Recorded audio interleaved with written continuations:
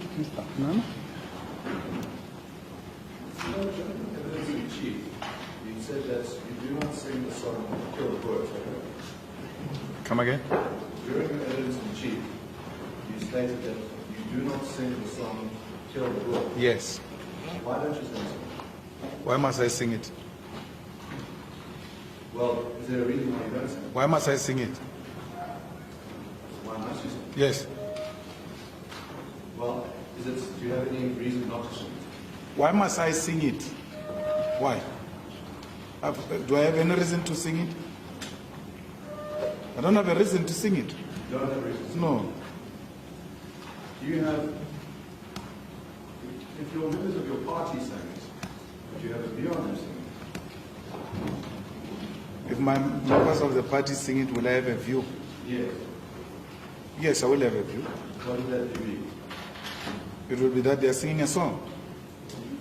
Is it like singing a nursery rhyme, like singing national anthem? Is it like any Yes, song? it is a song. It's a liberation song. So it would not be wrong if they were singing. No, it won't be wrong at all. It wouldn't be wrong. So why don't you sing it? Why must I sing it? You see, the song, you sing if you want to sing. You see, no person says to you, why are you not singing that song or that song? Depending on the mood, you sing the song. So you can't sing a revolutionary song during a lullaby. So it will depend on which occasion you find yourself, what message do you want to communicate, what is the mood, which song do you want to sing. What occasions would you sing the song Kill the Boer? What would you recommend? Come again? What would be the correct occasion or mood that you'd sing the song? No, I can't say, because you respond to different situation at that time. So you will not rule it out? No, I will sing it. What do you mean? I will sing it. You will sing it? Yes. Now, I'd like to show a video of the songs that you have been singing. I'll tell you more. This is footage that was shown to the court, but very important for you to be able to see at this point.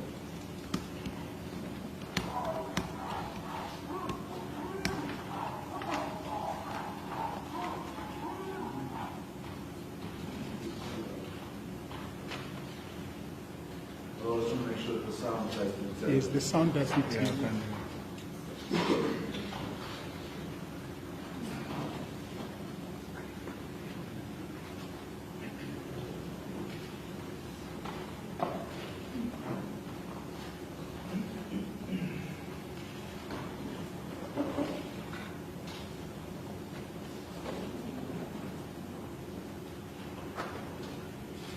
Don't the attorney for the respondent have the video on their camera, because it looks like from their side the connectivity is better? I'm not sure. Well, let's see the words of this. Okay. Shoot to kill, come on, song. Shoot to kill, kill our man. Kiss the poor, the farmer. Kiss the poor, the farmer.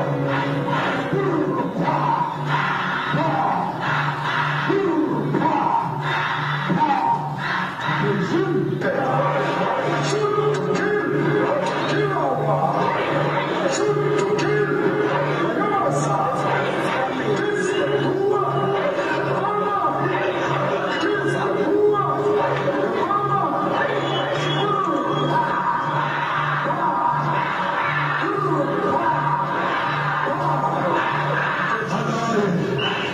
Shoot to kill, kill our. Shoot to kill, Yamasa. Kiss the poor, the farmer. Kiss the poor, the farmer. Pa, pa, pa, pa.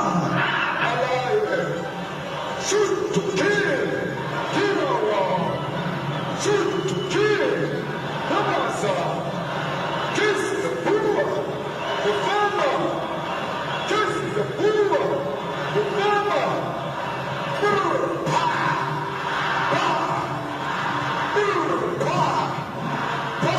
Let's put this to an end. There is no fun in South Africa.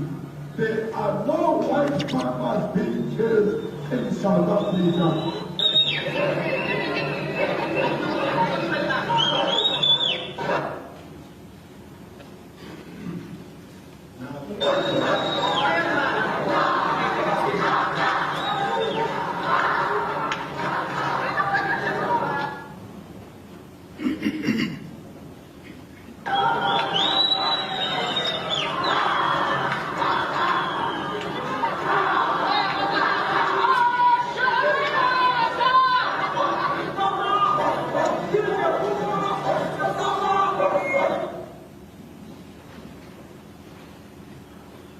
Someone's tugging a cable on the floor.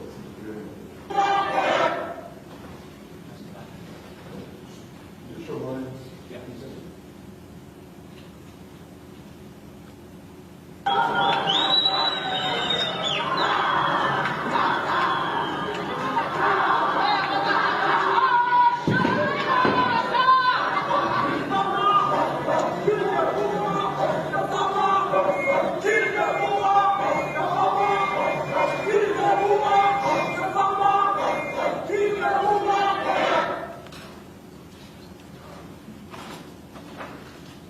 Now, the video that I've shown shows you the rally with thousands of people singing the song Shoot to Kill.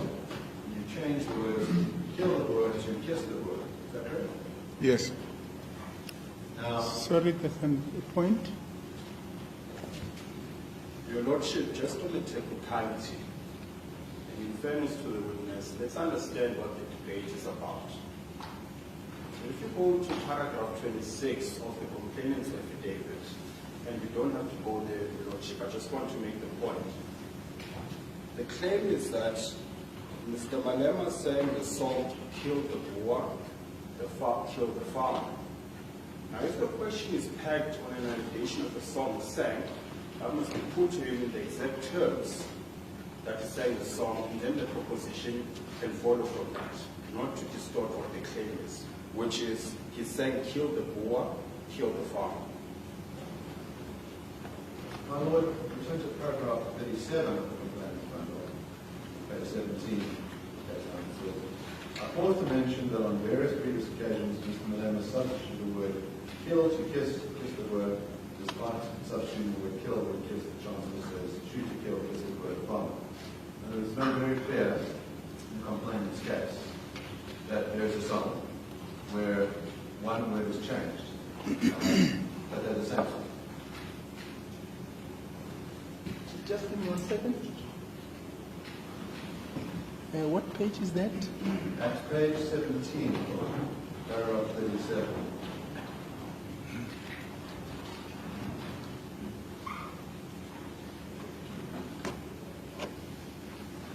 Right, I've got that paragraph. 37. Yes, go ahead. There, this is in the complaint's case, says, I pause to mention that on various previous occasions, Mr. Malema substituted the word kill to kiss, in kiss the word, despite substituting the word kill with kiss, the Chancellor says shoot to kill, kiss the word, farmer. In other words, the full context is put in the paper. Yes. The complaint's case is the same song with the substitution of one word, and that's why I'm asking this question. Mr. Casileto.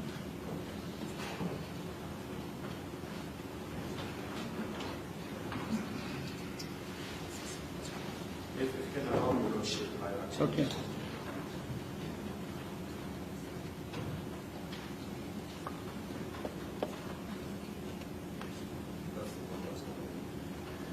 Your Lordship, we don't want to be difficult. We just want to be fair to the witness. The line of questioning that I had for the witness area was specific. Did you sing the song, Kill the Boer, Kill the Farmer? His answer was no. Then a video is played of the witness singing in Newcastle. And then a question follows from that video. What my learned friend is referring to is a different occasion altogether. The one that was played here is in relation to a rally in Newcastle. And the claim in the papers that I read earlier is that he sang in Newcastle, kill the Boer, kill the farmer. And I'm saying that must be clear and understood, so as not to mislead the witness. Okay. Mr. Oppenheimer, I think I tend to agree. I think you need to phrase your question different. There are two situations that arises. So maybe, in fairness to the witness, if you could put it that way. Yeah. We've shown a number of occasions, which I've outlined in the papers, of you personally singing a song. The lyrics state, shoot to kill, shoot the farmer, kiss the Boer. Is that correct? Yes. Now, when I asked you, do you sing kill the Boer, you said no. Absolutely. But you said that in principle, if your party sings that song, they must be free to sing that song. Come again? If your party, if the EFF sings the song kill the Boer, that they must be free to do so. Yes. It's a struggle. Yes. Now, what is the difference between these two songs? Between where, in other words, as far as I can tell, the only difference is that one word has changed. You've got two characters, from kill to kiss. And you sing the one version, and the party we showed to sing the other. Separate occasion, when you're singing kiss, I'm actually singing kiss with you. And if you're not present when you're singing kill. But is there a difference? That is not a song. It's a chant. It's a chant. Yes, President Mbeki explains that very well if you listen to the video, that the chants change from time to time and different chants get to be sang at different occasions, trying to describe the political situation at that particular point. So that's what I say, and that's not what I came here for. It's a chant. So you're chanting, not singing. That's a chant. What's just for clarity sake, what's a chant? Which version is a chant? It's a toy that you see. You see those things where I sing and then people say, hi, hi. That's a chant. And then a song will be a person leading that song in melody, and people, I mean, if there's a chorus, there will be a chorus and things like that. But with a chant, you get to say all types of things, and it doesn't remain the same. So you can't say, because you sang this chant today, it must be sang the same way it was sang the following day. President Mbeki deals with that point. So what I understand is you're saying that chants, by their nature, you can shift the lyrics, but they remain the same kind of chant, which you can shift. You can change the lyrics Yes, from you time are to chanting. time to describe a particular epoch of struggle we find ourselves in. Yes, so what you said, fair to you is that in that video, you are chanting, shoot to kill the farmer, kiss the Boer. What? I think we must start listening to ourselves now, because we're Yes, saying sorry, something sorry. else. Let's hear from Mr. Kasibuto. Your Lordship, again, can the words used by the witness be the words attributed to him? If it requires literally reading from the papers, then let's do so. Because then the witness is going to answer a question on a misrepresentation of the facts. Well, I'm just trying to inquire that the witness seems to say that there's a distinction between a song and a chant, and I'm just asking him if he was chanting or singing.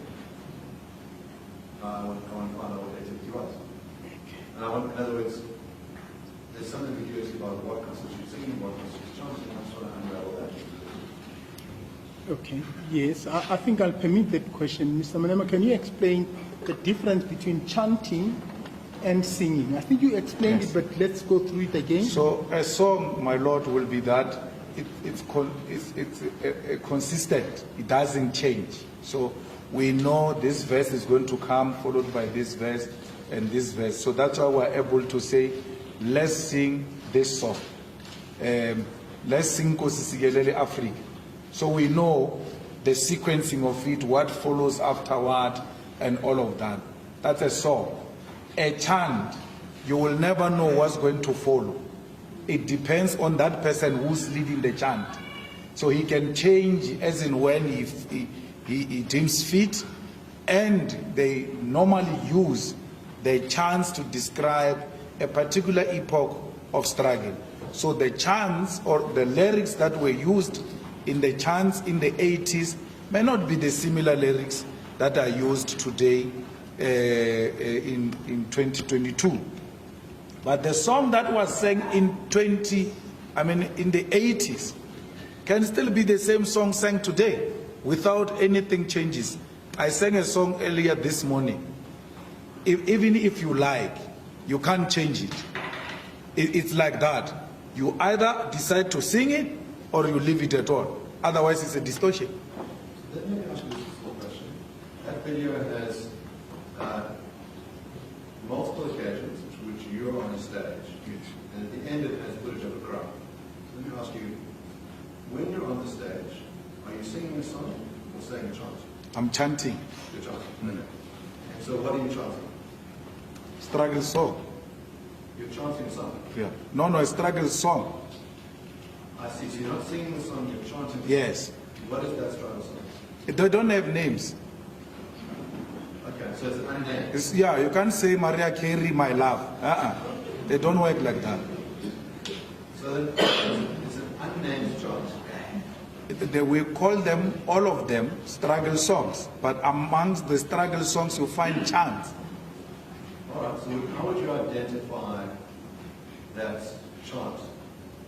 But you find it the way I described it earlier. You see, where a leader leads, and then the ones who follow with one or two chants. So if I say shoot to kill, they say hi.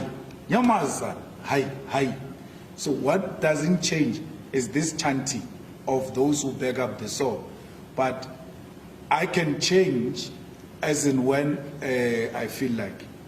Yes. Yes. But the changes, I've shown you chanting that on multiple occasions. Yeah. Is it the same throughout? No, they're not. What are the differences? No, you start from where you want. You didn't start, so before I even arrive there, my Lord, I sing a song first before I do the chanting. So that is not a complete video. I sing a song normally, I can sing any different song, but normally I sing a song, Nomabayas to Gulasia, even if they shoot us, we're going. So I sing that song, and then at the end of that song, I start chanting. And the words that you are chanting, let's focus on that. What are those words? Come again? What are the words that you are chanting? You can't hear them. You want me to do it? Yes. Who lived? Hey! Yamaza! You see? So those are the words I see. And the rest of it? Are you embarrassed? No, I'm not embarrassed. I can't sing the words that I don't want to sing. Because there are no words that are written that I must sing. So depending on where I am and what is the mood and what I seek to achieve, I will sing. So in those videos, So this one I sang for you, this is how that I start. Then from there, I start borrowing whatever I want to deliver to the people. okay, so what did you deliver to the people in the video I just showed? I don't know where was that. I hear him saying it was Newcastle. I don't know. From here, I can't know where I am. One of them is from your 4th birthday party. Absolutely, I wouldn't even see a birthday there. They all look the same. It's like there's political gathering somewhere. So I wouldn't know. So if you take me to a particular occasion, then I will know this is where we were, this was the situation, and then this is what happened. Let's re-show it to them. Yeah. And we can slip the label. We'll pause at the end of each one. Sure. Discuss.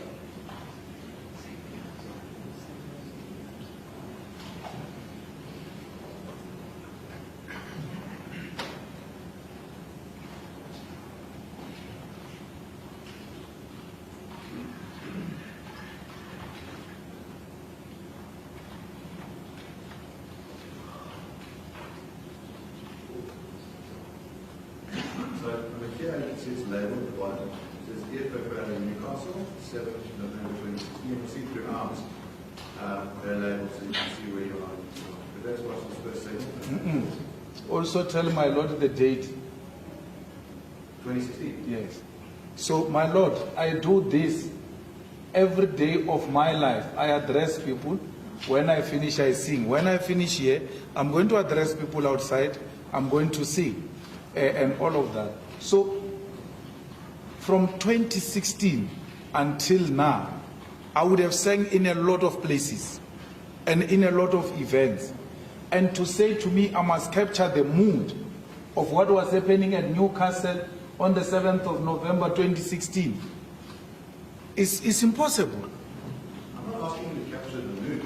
You asked me what was the mood. You asked me when you were singing this, what message did you want to deliver? What was the mood? I wouldn't know, because this, if you put the speech, then you put the occasion, then you put the whole singing, I will tell you what was happening here. But for you to just come with a piece of a video and say, on the basis of singing, I must remember what was happening here, what was going through my mind here. No speech, no full video, no context, no anyone who spoke before me. I must hear who said what before I spoke, what if I was responding to that person, all those type of things. They cannot be dealt with through a piecemeal. So then you ask for a very bizarre thing. Yeah. In other words, this is a chant. You say you've been chanting on a regular basis. Yes. And you say it cannot be understood without hours and hours and hours of footage of all the other speakers knowing what the mood was on the day. I would say, let me read more closely and listen to what you're saying, and they can understand what it means based on that. You don't need hours and hours of prior speeches of knowing what other songs were saying. The question is, what does this song mean to those who are listening to it? And what I want to do is I want to play this for you, and I want you to tell me what it is that you were saying, because it sounds like you're really struggling to remember what you were saying. No, I'm not really struggling to remember what I was saying. I'm not even trying to remember 2016. I'm not trying to do that. And I won't do it. Because there are so many times I've sang this song. As to why particular at June 2016, way back there, there's no way I can help you with I'm that. not asking for your motivations for why you're singing this song. Huh? I'm not asking for your motivations for why you're singing this song. I'm asking what it is you were singing this song. Oh, I'll play it for you. You can respond. okay. Let's go. Shoot to kill, the song. Shoot to kill, kill them. Kiss the poor, the farmer. Kiss the poor, the farmer.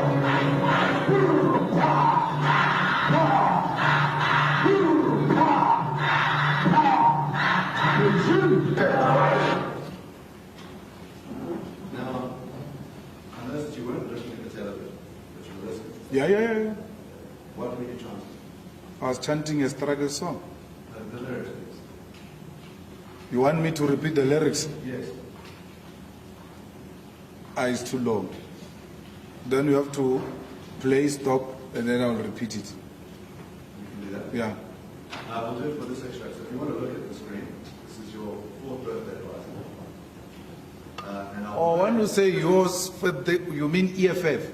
Yes, but I assume it was meant for yourself. Okay. EFF's birthday party. Just at any juncture you can say pause, Yeah, sure. and then you pause.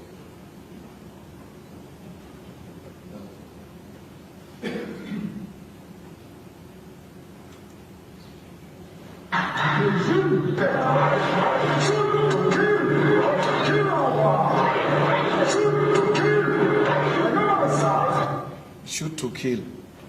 It's self-explanatory. Shoot to kill. All right. Yes, shoot to kill. Kill a man.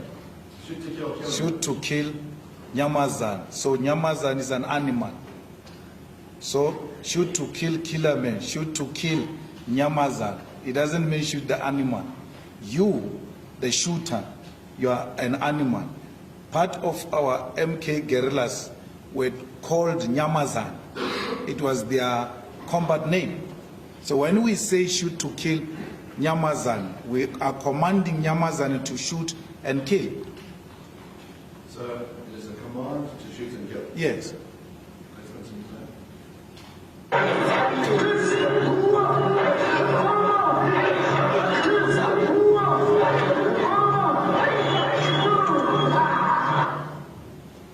You also want me to interpret the language you hear? Yes, just leave it there. What are you saying? Kiss the Boer, kiss the farmer.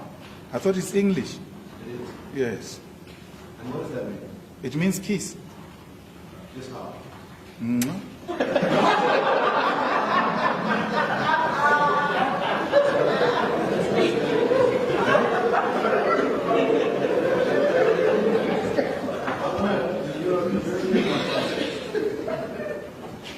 you said that the first verse that we did are an instruction to kill.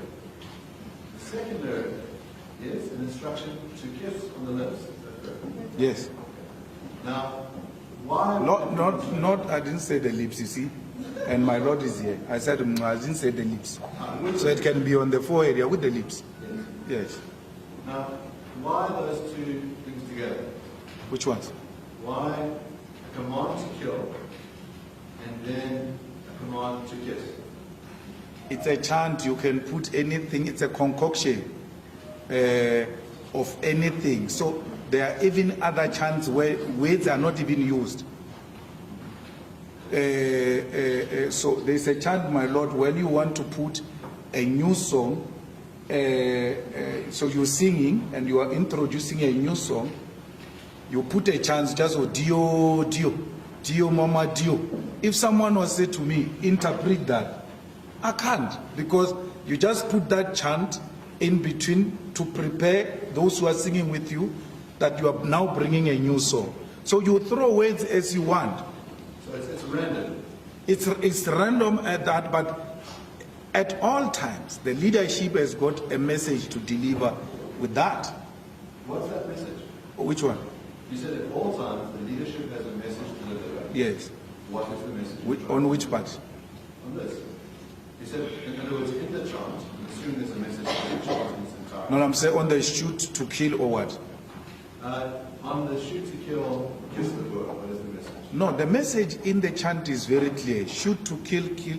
Nyamazan means shoot to kill the enemy forces who are standing in between us and our freedom. It was very clear that. And then the kiss is exactly that. It means kiss the Boer, kiss the farmer. Because I know when I say that, you are going to take offense. You know why? Because you don't want a black person kissing a white person. It's an immoral act, according to the immoral act of during apartheid. Even to embrace love and kissing of black people to white people, it's a criminal offense. Because we must not be seen to even suggest that it's possible for a black person to kiss a white person. If I want to kill, if I want to sing my Lord, kill the Boer, kill the farmer, I will sing it. I said to you, I don't sing it. It doesn't mean I will not sing it. I can sing it. Anyone who sings it will be well justified to sing it. It's a struggle song. And our struggle was not hate. It was a struggle for freedom. So don't confuse me to be saying, because I don't want, I'm singing kiss, it means I've replaced kill with kiss. No. I know that the racist will still be offended by a call to kiss. Do you have any other chants where you call for interracial relationships? I think that's the most profound one, a kiss. So that's the only one. Remember, the chants also have to feed in the sequencing of this singing arrangement. So I can't be singing a chant on I miss you. It must feed. So the shorter you keep it, the better, so that it can be in sync with the chanting. So there are two ways to interpret what you're doing. Yeah. The one is that there was a chant which said, shoot to kill, kill the Boer, and then you've changed that to say, kiss the Boer. And your explanation for that is that what you were calling for is interracial love. And that's the reason why you changed it. No, is he saying that, I thought he says, I sang the word kiss the farmer as a sign of provocation because I knew they would take exception to it. Yes. I don't think he was saying... I didn't say reconciliation. He was saying as a way of a reconciliation yes. I think that's true. To be fair, in other words, you're saying the reason why you're saying it is because you want to offend people by putting forward the notion of interracial love. Is that No, I want to offend the racist who had declared that a black person kissing a white person is immoral, which is wrong. That alone, it's immoral to say black and white can kiss. So I know when I sing this song, the racist white supremacist will still be offended. But my Lord, if we were to take his argument that I replaced kill with kiss when it comes to that part, it's as if this is a song written and then you know that when you arrive at this portion, then there is a kill. And then now we're no longer finding kill in that portion, we find kiss. It's not correct. Because in the chant, my Lord, you can just start with kill the Boer, kill the farmer, without chanting shoot to kill a man. It's not a sequencing. You can start either way. You can say, Amandla, awetu, Amandla, awetu. Kill the Boer, the farmer. Kill the Boer, the farmer, immediately. So it's not like you have to follow certain things. Then now when he arrived there, he realized and then he changed. No, I would have changed the flow of the song if it was flowing like that. The chants don't flow like that. You can use it anywhere if you want, or you choose not to use it at all. It all depends on what you want to chant. It's a democratic free country. So what would you meant if you chanted shoot to kill the Boer? What would be meant by that chant?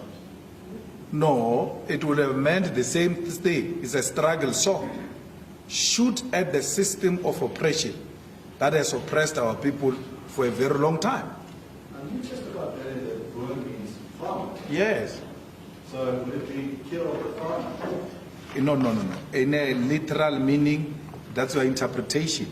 In our understanding, because we are not barbaric, we know that farmer gets to be used as a phase of land dispossession and the system that has rejected us and stolen property from us. That's what we mean by the farm. So, but you're not singing about a system, you've personalized it. In other words, your complaint is that there's a system which you don't like, but you've now personalized it to a particular group of people being farmers. The lyrics of the song say, kill the farmer. No, we've given it a face, Shem. Yes, you've given it a face. Yes. And the Not target- personalized this, we gave it a face. Yes. Every oppression, every system has got a face. So when you talk about a democratic South Africa, you have a face of Nelson Mandela. When you talk about an oppressive system that has stolen property from us, you'll have Jan van Riebeck, you'll have the farmer as the face of that oppressive system that has stolen from us. You have to give it a meaning. People should be able to relate to it. But they understand that we're not referring to any group of persons in that context. How do you know that they understand that? They would have done it by now. They have. No, they've not. Now you deny your speech. Just give me one moment.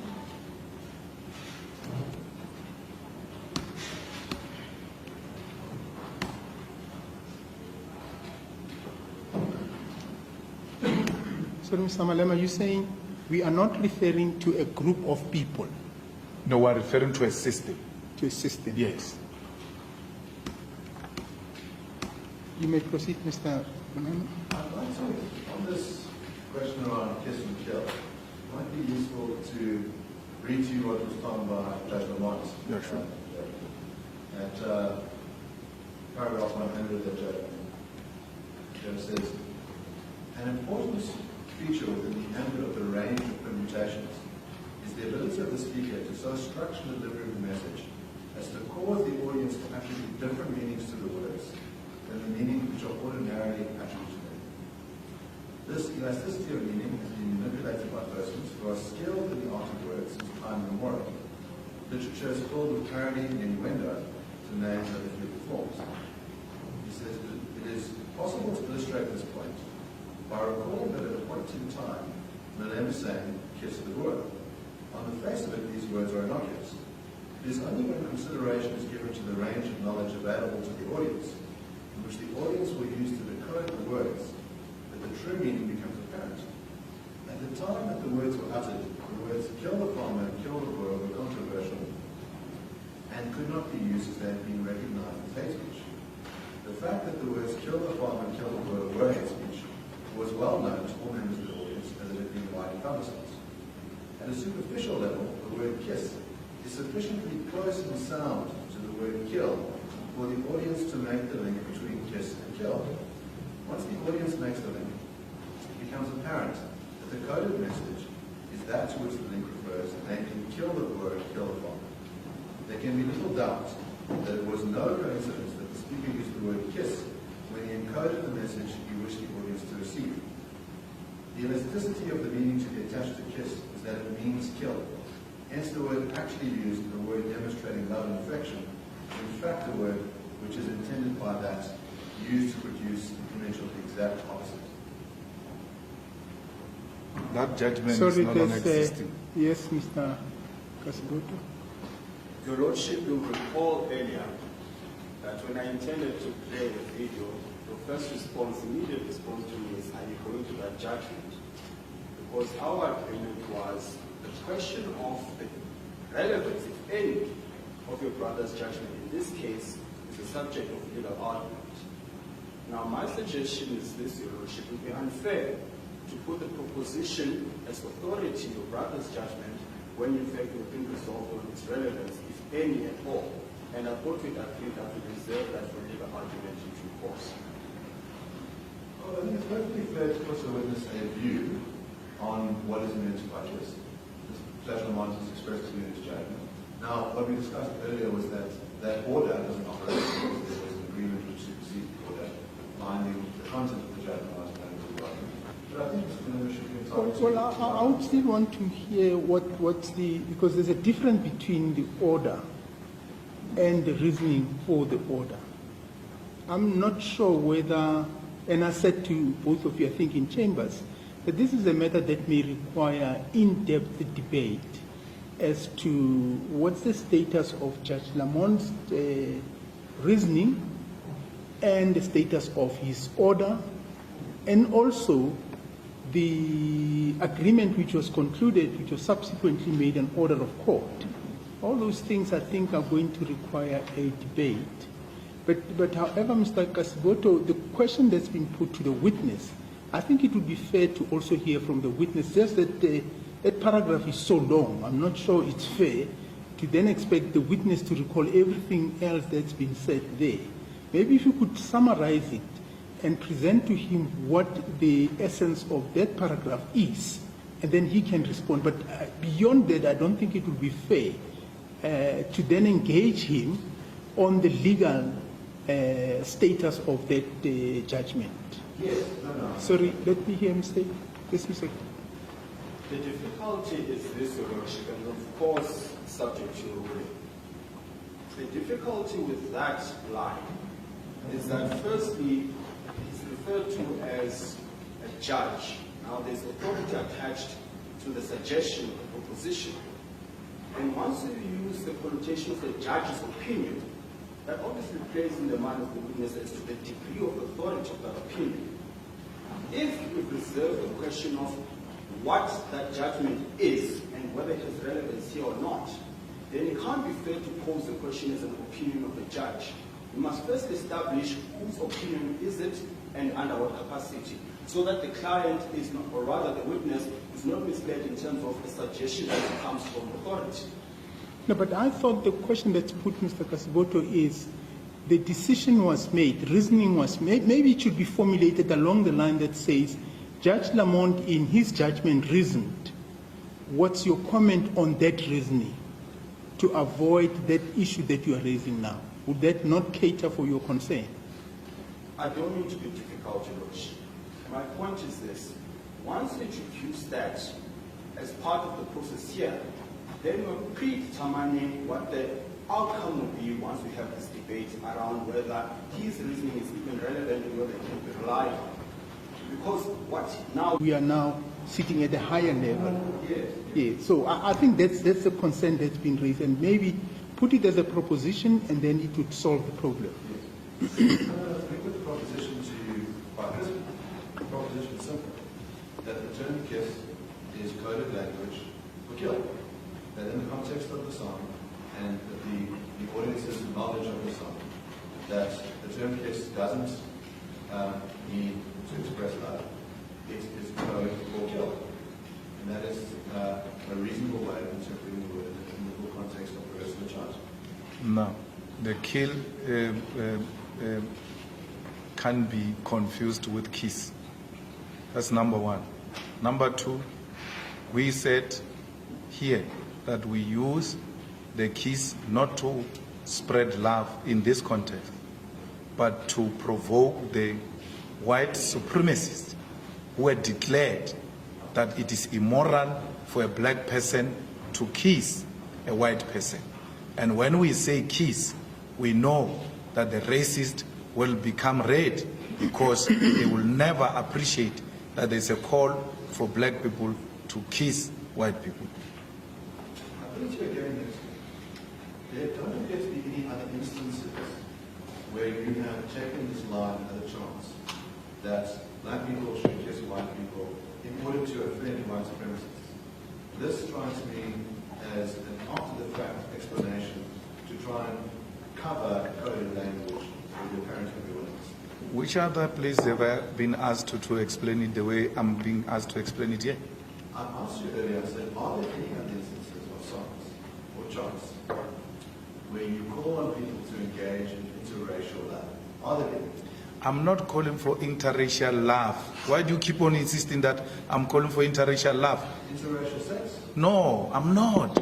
I'm provoking the white supremacists who will take offense on black people kissing white people, because that was declared an immoral act, my Lord. That's what I'm saying. And the Lordship tried to explain it to you even much earlier, that he never said he's spreading love. He said he's provoking the people who will take offense out of black people kissing white people. It's a political discourse. It is used in that context. Are there other songs where you do that? In other words, where you try and provoke white supremacists? Mr. Oppenheimer, you're going to go into another debate again. He says it's a chant. Can we keep maybe to the chant? Maybe let the question be, Yes, chants. is there any other chant? Are there any other songs on this issue of trying to offend white supremacists on the question of black people and white people kissing because they think it's not? Are there any other examples? No, in the chant throughout, the white supremacists offended my Lord. There is a chant where I say, Sil tatile hilagiti, meaning we took the land, belongs to us. The white supremacists will be offended that now he's claiming they've taken the land, it belongs to them. So all of it is aiming at unsettling the racist white supremacist, and we make no apology about it. From when it starts to the end, the chant is directed at the system of segregation and oppression and its beneficiaries, and there's no apology about that. Was the Immorality Act ended, made no longer a law? What? The Immorality Act, you made reference to the Immorality Act, which prohibits interracial sex. It's no longer a law, okay? How long has it not been a law? No, I'm not talking the law. You can talk the law. Immorality Act meaning it's an immoral action by us. If it was reduced into law, yes, that is the law which you and your learned friend can deal with that. It's not my business to look at which law was scrapped when. But it was an immoral act declared by the apartheid system for a black person to kiss a white person. The next part of the song, as you firing guns, you saying pow, pow, is that correct? Yeah. What's the purpose of that? Chants by their own nature, they agitate. They are used for mobilization, they are used for agitation, they are used to make sure that the youth become interested in the struggle. And then that's why there will be sounds like that. But to show that there's nothing literal, even the shooting of the gun is not the real gun. So if it was everything meant in a literal sense, we could have taken guns and shot them in the air, the way we're doing with our hands. Would you stand on the stage with a gun and shoot it in the air? Come again? Would you stand on the stage with a real gun and shoot it in the air? You are trying your luck. I'm asking a simple question. You are trying your luck. What's that? You are trying your luck because, my Lord, this question is asking me about is before court. It's on another court. He's trying his luck now. It's a simple question. You can say yes or no. Yes. This matter you are asking me. Okay, sorry. Yes, Mr. Kasbota. Your Lordship, I think that point is clear. Can't persist with that line of question, honestly. Well, the witnesses said that they find guns with their fingers and don't use real guns. I'm asking a simple question, which is whether he will use a real gun on the stage. It's yes or no. But to what extent would his answer seem to be there is another case related to the shooting of a gun? To what extent does the answer he gives prejudices or may prejudice whatever is happening in the other case? Does he want to say that he doesn't want to incriminate himself? That might be. Yes, Mr. Kasbota. Your Lordship, whatever form of an answer he gives is precious, regardless of what the response is. The matter is lies before court. We're talking self-incrimination, fundamental constitutional rights here. The answer is clear. I will not answer the question before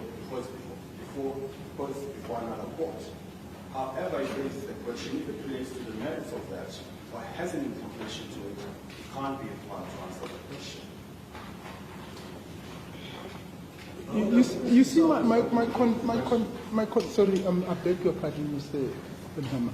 My concern is sitting here, and this is a matter that may require a serious interrogation, because the essence of the answer he's given is, I'm not going to answer that question because that issue is before another court. Sitting in this court, being a different court to the ordinary courts, what crosses my mind is, how do I interrogate that issue?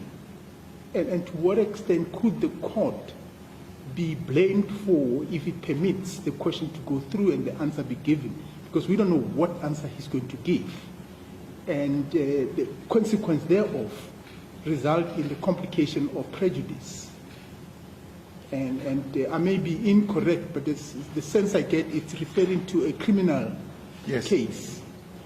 Well, you see also there we now confronted with a situation where this court doesn't apply the same standard as the standard that would be used in that court. That court uses a very high standard. And this court uses ordinarily a much relaxed standard. In fact, much relaxed than even the ordinary civil court. Aren't we running into the risk of compromising certain constitutional rights?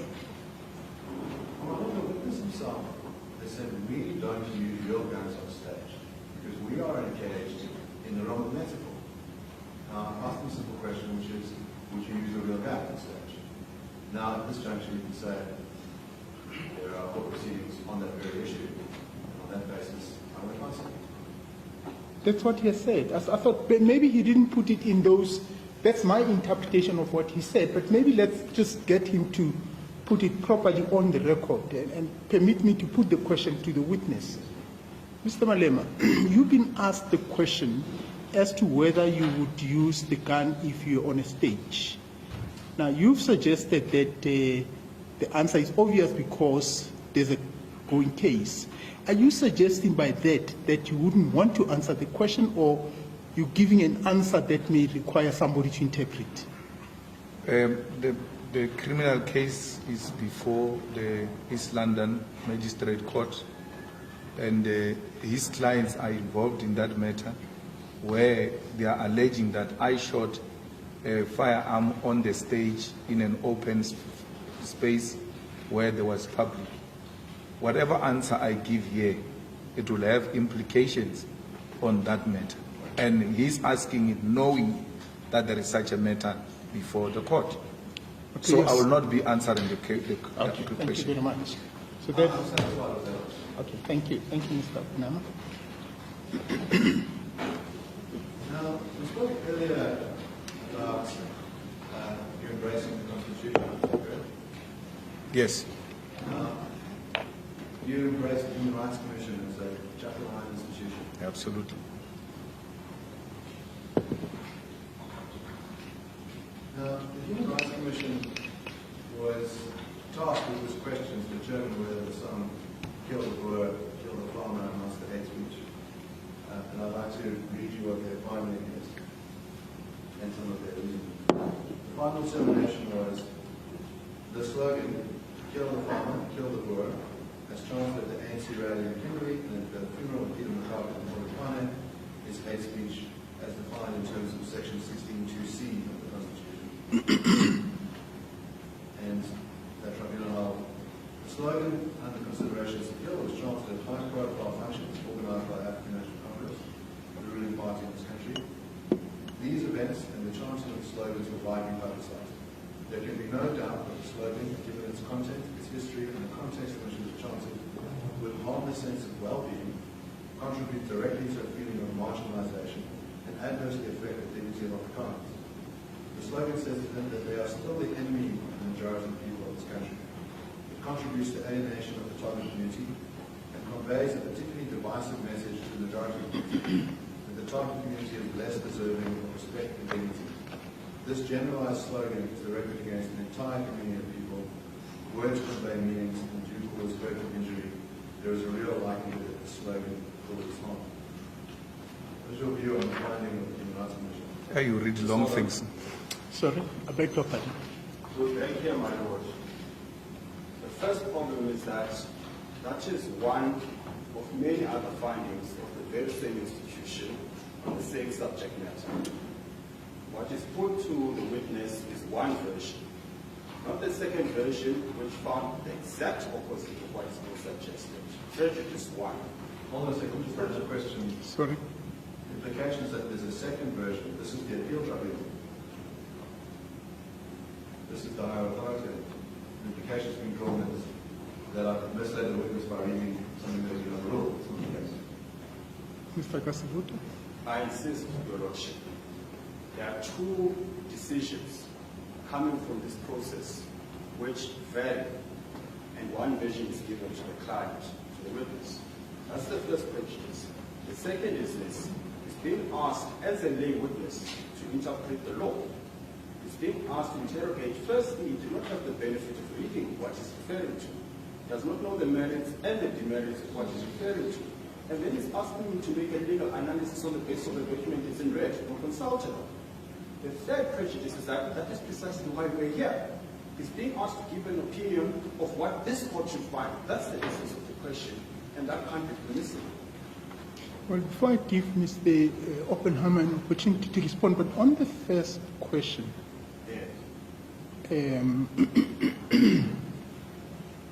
he's read to him the decision of the appellate, of the appeal. Yes. Why can't you address the shortcoming in that question in reply? Because I would assume that in your reply, you could say, was this the only finding related to the Human Rights Commission? And that can be clarified at that point. Yes. So that doesn't seem to me to sustain. But I would want to get the comment by Mr. Oppenheimer on the second point of it seems to come back to the issue of an opinion. You said prejudice, it doesn't, because that was finalized, as I understand. Yes. I'm not asking the witness for his legal expertise.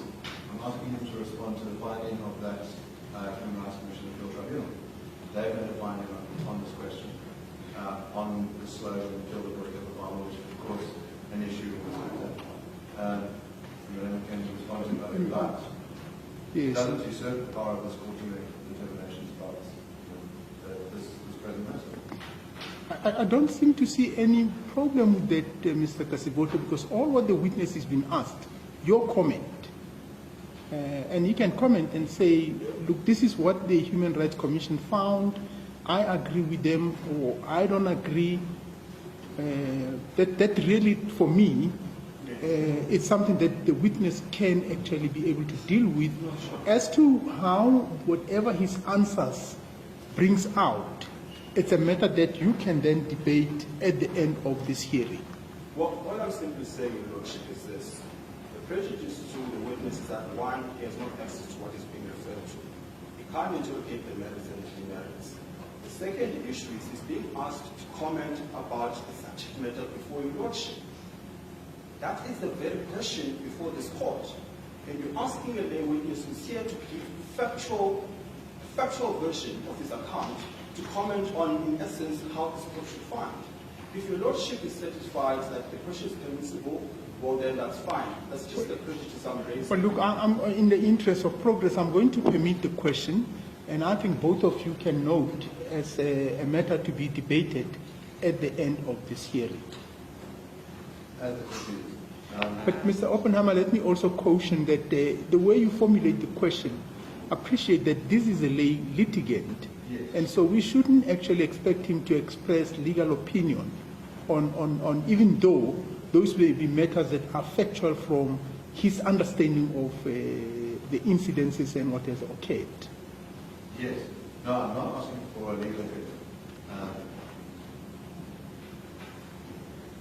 It's just given that we've had quite a long discussion between them, it might be fair for witness to state again.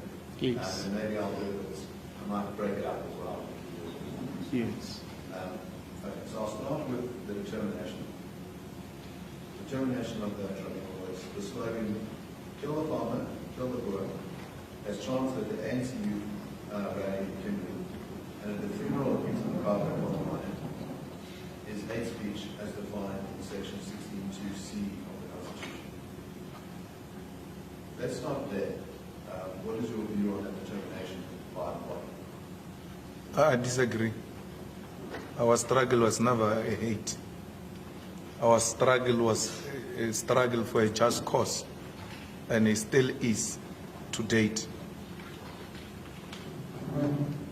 Then in the reasoning it states, the slogan under consideration is appeal was chanted at high-profile functions organized by African National Congress, the ruling party in this country. These events and the chanting of these slogans were widely publicized. There can be no doubt that the slogan, given its content, its history, and the context in which it was chanted, would harm the sense of well-being, contribute directly to the feeling of marginalization, and adversely affect the dignity of the commons. Let's start there. The reasoning of the tribunal is that the singing of this song targets a group, identifiable followers, and it says, you are worth death, you are worthy of being killed, that it creates a sense of marginalization. What is your response to that? It's incorrect because I've explained to you that we're not targeting any individuals. Ours is a struggle against a system of oppression that has robbed us of our land and our economy, and that's what we're engaged in. Do you think that those farmers are a part of that system of oppression? They are the beneficiaries of the system. Are they responsible? Should they be held accountable, those farmers? Well, when the system collapses, they will all appreciate that we are all equal, and therefore there's no one who's superior to the other. And that's how they will take accountability. Are they equal now? They are not. They've got more, and we have less. Do you understand there's different kinds of equality? Equality in terms of material assets, and then there's equality in terms of inherent worth and inherent dignity. Inherent worth and inherent dignity, equality before the law. Yeah. Do you think farmers have inherent worth, inherent dignity, and should be treated equally before the law? They are treated equally before the law. And they are equals, they are moral equals. They are equal to all of us, but the difference, my Lord, is that economically, they are at an advanced stage, and they were privileged for them to be there. That's an inequality I'm talking about. Remember when we started in the morning, I know it's in the afternoon, we said political freedom has been ushered in. What is incomplete now is an economic freedom. There is still an economic apartheid that must be dismantled for the benefit of all. And if I understand your evidence as well, the dismantling, that those that have more, that must be taken from them, it must be given to those that have less, so that you have equality of items, is that correct? We must share. Yes. And then in other words, if there is a wealthy black farmer, he must give to the poor black farmer. I'm happy you mentioned it, because when we say farmer, we don't say white farmer or black farmer. We say farmers who have become the face of land dispossession in this country. So there is no black farmer or white farmer who's going to lose a farm. All we are saying is that those who have, they will continue to have their own, and this abundant land that people just go around bragging to boost their egos and not using it for any productivity will then be given for those who don't have. And in that sense, we are now equal. The finding of the tribunal is that the song contributes to the marginalization of communities. It makes them feel less worthy because they are being isolated and targeted. What's your response to that? Their economic standing in society will never make them feel less worth. That's what actually makes them to behave as supremacists. They do so because their standing in society economically has put them ahead of other races, and therefore there's nothing that can make them feel worthless. With such material position in their position, there's no way they can feel less worth. Huh? You said it makes them ahead of other races. Is that correct? It makes them ahead of other races. Other races? Yes. So there's an equivocation that you seem to do here. You say, no, farmers are black people and white people. Then when I ask you, you say, no, they're making themselves ahead of other races. So what do you mean? My brother, the farmers are white predominantly, and you know that. So when you talk farming, you talk white. There will be small portion, very insignificant black. It doesn't mean there is black and white farmers. Mathematically speaking, it will not make even any sense. So you know that farmer is white, but there will be small pockets of black people who are in the farming community, who are playing very insignificant role and depends on the crumbs of the white farmers. The goats that are not in good shape, the sheep that are not in good shapes, cows with skin crisis, those ones are sold to them at a cheaper price because they must try something called farming. The black farmers are struggling, and they are not even a group that is worth counting when you want to talk politics of farming. So when you say farmer, you're saying statistically what you mean most of the time, almost all the time, are white people. When I say farmer, I see a white person, right? When I mention the word farmer, I see a white person. But it doesn't do away with the fact that they are black farmers. The reason why I see a white person is because blacks are so extremely insignificant in terms of land ownership and farming in South Africa. Just continue playing that video.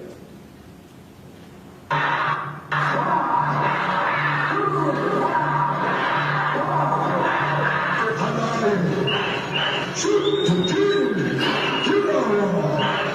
shoot to kill, kiss the poor, the farmer, kiss the poor, the farmer,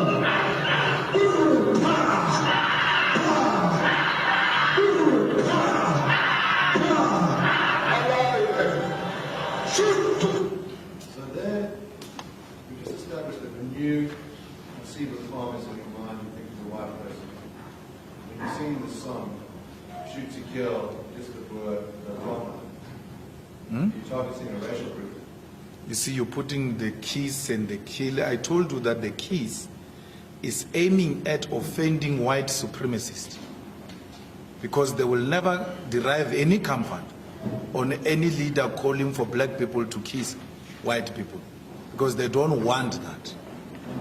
So our aim is to unsettle and disrupt white supremacists, and we make no apology when we speak about that. So when you are making hand gestures, power with the gun, right? And you're talking about shoot to kill, you say kiss the Boer, the farmer. Those guns directed at the farmer. They are directed at the farmer, yes, because the farmer in this instance is the system. So the system is used interchangeably with the farmer. That's what it means. So when we say shoot to kill, kill a man, we're shooting at the system. Now, you said in the song outside the courts in Senegal, I want to give us a sense of context. Where? We can go to that section.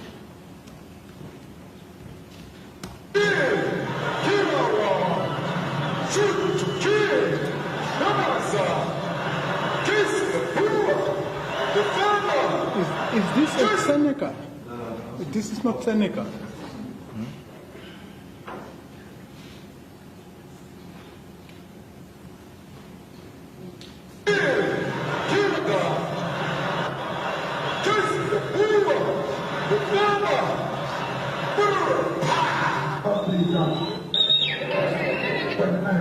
There is no fun like that.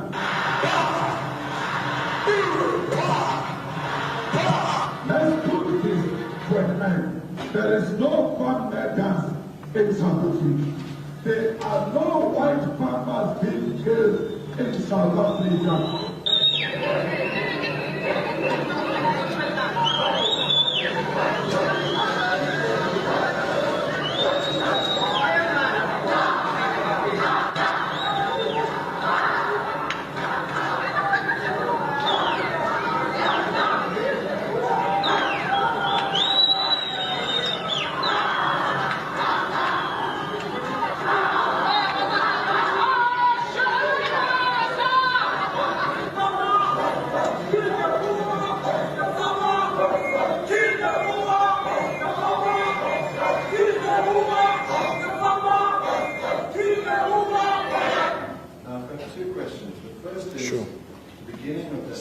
Sorry, yes. Just before we get there, Your Lordship, can the counsel correct himself because the proposition was in saying the song in Senegal and he purported to show a video of him singing that.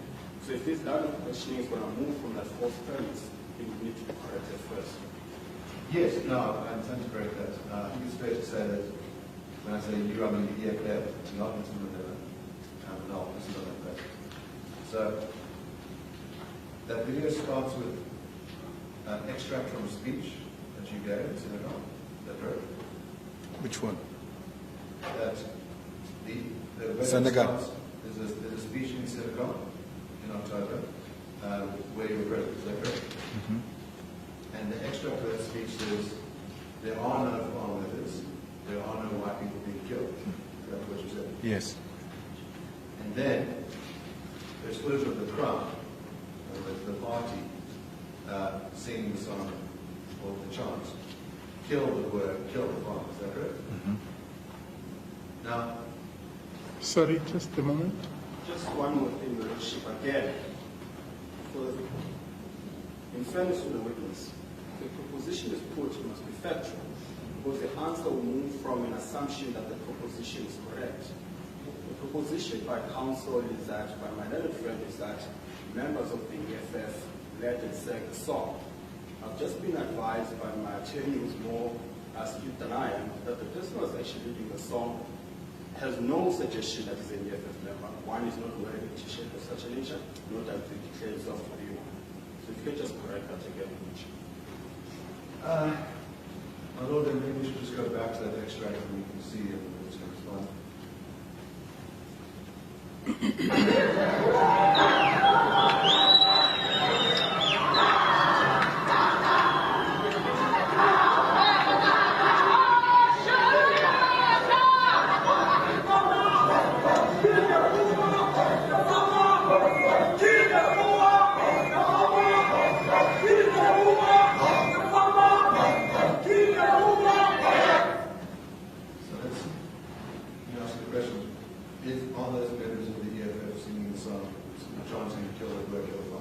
I didn't know, my lord.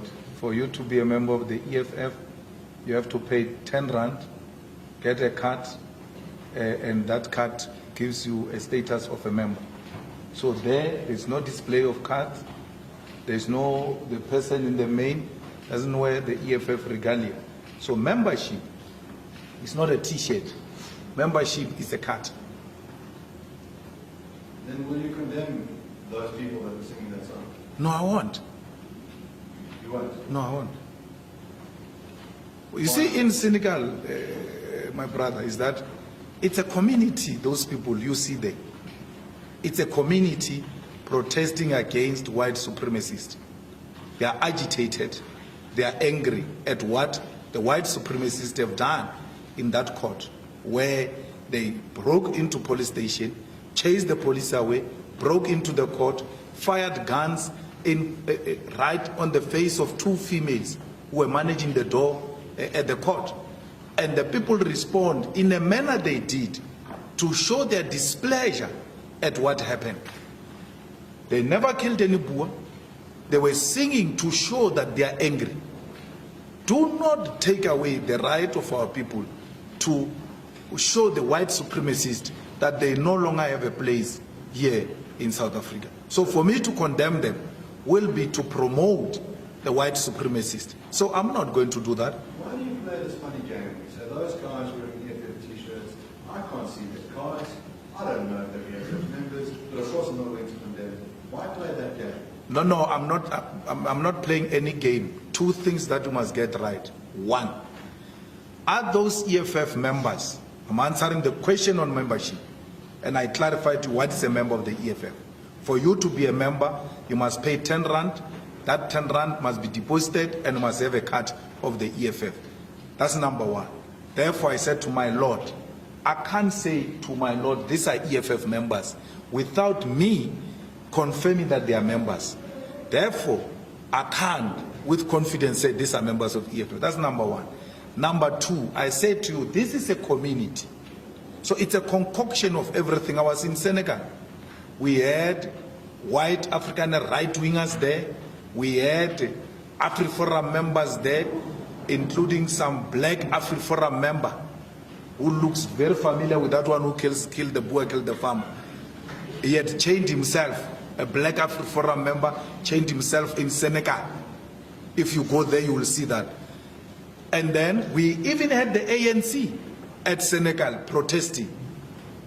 My Lord, we know those who engage in the struggle that for every protest, the regime, especially the white supremacists, will deploy agent provocateurs amongst our people to provoke us or to provoke the police.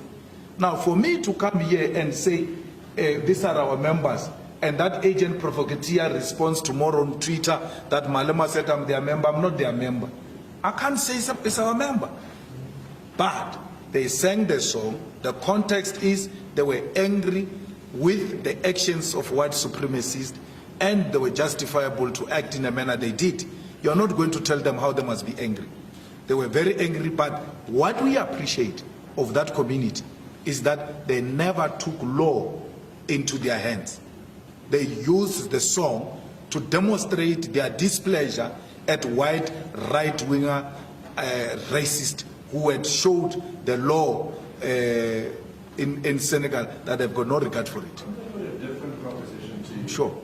So your proposition is that the reason why they were singing this song, chanting this, was to show displeasure to the vigilante group that attacked the court. Yes.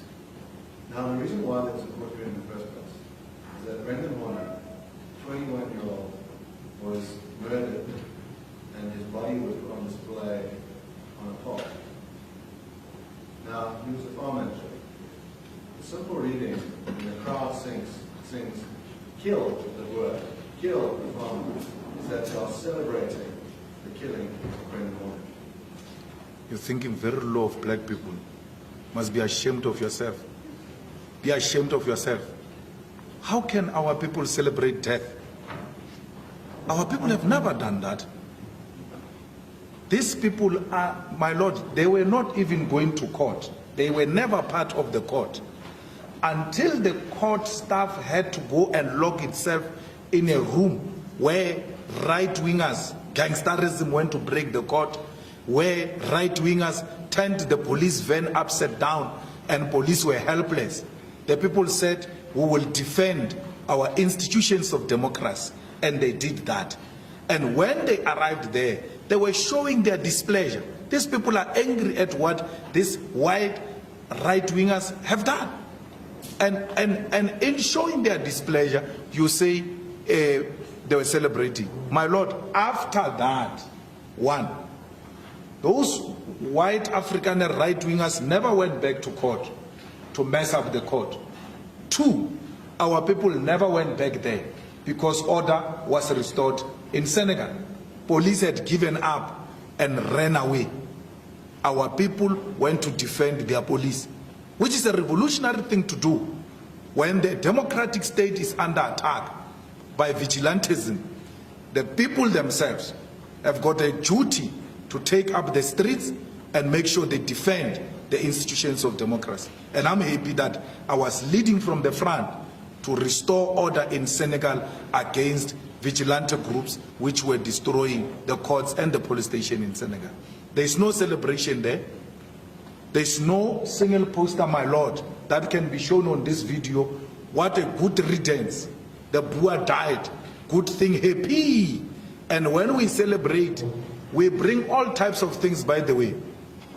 If you see us celebrating, there is trumpets, there is goo-boo, all types of things. We bring them together and we celebrate. So here, it's not a celebration, my Lord. It's an occupation of picket lines where people demonstrate their dissatisfaction with the conduct of Afrikaner vigilantism that displayed itself some few days before. Let me ask you, you started that speech by saying there are no farm murders. Yes. And no white people are being murdered. Yes. What did you mean by that? There are no farm murders, my Lord. There is murder. It's not directed at farmers. There is just a general killing of people in this country because the security of this country has collapsed.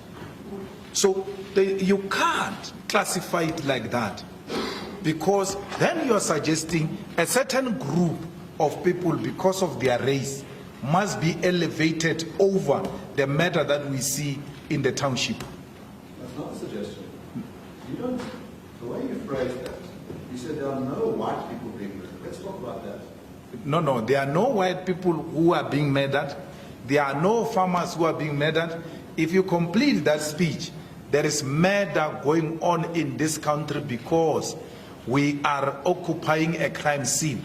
South Africa has become a crime scene. So leave putting the race to it. To stop saying white people are being killed. Stop saying farmers are being killed. You must say our people are being killed. Here, there is a problem of murder. Very strange, because your approach to now is to focus on racial suffering. So black people are being targeted and male oppressors. Yes. You have no problem saying that. But then if you want to say, well, these farmers are being attacked, and you identify farmers as being white people, then you want to deny it. Then you want to say, no, there's nothing to see here. Why? Black people were discriminated as a race. It was a conscious decision to discriminate black people as a race. And in dealing with that violent, racist attack on black people, you have to classify them as black people because they were discriminated as a race. In this context, my Lord, farmers and white people are not being killed for race purposes. They are being killed because crime is out of hand in South Africa. And to even equate that to the segregation of black people as a race, to what I'm talking about, that there is no program, there is no conscious decision taken anywhere that farmers and white people must be killed. There is just general problem of crime, there's a problem of murder, and it's increasing, and police are failing to handle it. I'd like to refer you then to the evidence of Mr. Wilson. You could turn to page 202 of the bundle, page 164 of the book. I don't know if you're Of? No, my lord, I can't read Ruth's book. I refuse. I'll read it to you. Yeah, but I don't want that. I'm not going to be used, my lord, to promote Ruth's book. Ruth came here to promote his book. And Okay, to, okay, Mr. Malema, I think let's do it this way. Let Mr. Oppenheimer read to you what he says and you can then respond. Yes, I'm giving you the opportunity to have a book in front of you. I don't want it. Then I'll read it to you if you're not being present. Okay. So what page are you at? Page 164 of the book. The heading there is murdering farmers. There have also been many cases where white farmers in particular were murdered and where their attackers openly acknowledged that they had committed murder because they had been their intention. Other than that, many cases of farm attacks during which the attackers chanted political slogans or made racist or political statements towards the victims were reported. In April 2010, Leon Boer, aged 39, was attacked on his farm near Cullinan in Gauteng. The attackers screamed the words, "Die, white man, die," Viva Malema, as they were attacking Cookman. In June 2014, Knowledge Paulus of Glasgow, 28, admitted to murdering 5 white farmers in 3 months between March and June 2014. Quotes, "My hate for white people made me do it," he said. He described his conduct as, quotes, "going to work," and boasted in the courtroom about the fact that he had 6 murders under his belt. Quotes, "They also had money which he wanted," the judge said, once again proving that a murderer can have a racist motive as well as a simultaneous motive to commit robbery, disproving the notion that a bomb attack can only have a single motivation, as was assumed by the committee inquiry into bomb attacks in 2003. Now, Mr. Malema, I'm giving you 2 instances where a white person is killed, and from the words that they've said, it's clear that there is a racist intent. It's not an ordinary crime. The person is killed because they are white. Not you deny it. well, your court, Sorry. Yes, Mr. Kasibu. Again, Your Lordship, we're dealing with a lay witness here, and evidently hasn't read the book. Now, if the proposition is put as fact, then the fact must have, the authority for that must accompany it. The text that's been read by my learned friend here, it says by Mr. Watts, and that's the footnote. It says, personal interview with Piwenyan. No article, no report, no judgment. So it must be clear. Sorry, where are you looking at? My apologies, Your Lordship. So if you go to this account, Page 164. page 164, footnote 46.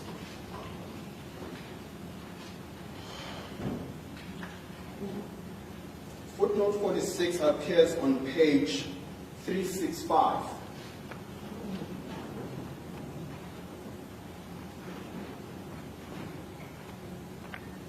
Yes, I found that. Now, that footnote is reference to the text that was read by my learned friend earlier. And then one would have expected you find a news article of a sort, you find a top judgment or anything of a sort. But all it says is personal interview with Piwenyan.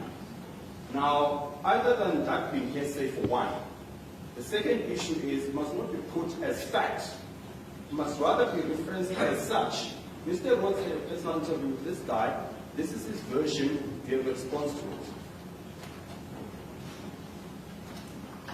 Yes, Mr. Oppenheimer?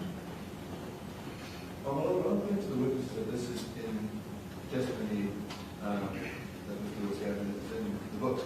An argument that can be dealt with as to the underlying sources of that material. I'm putting 2 cases.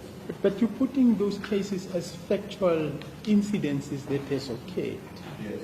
And I didn't pick this one up during Mr. Roth's testimony that in fact 46, footnote 46 relates to an interview with a person. I think what the objection is, or the point that's been made, let it be put to the witness in its true nature that there is something written in the book that relates to incidences in 2010 and 2014, and those incidences, the source thereof comes from Mr. Nyanda. Now, I generally refers me to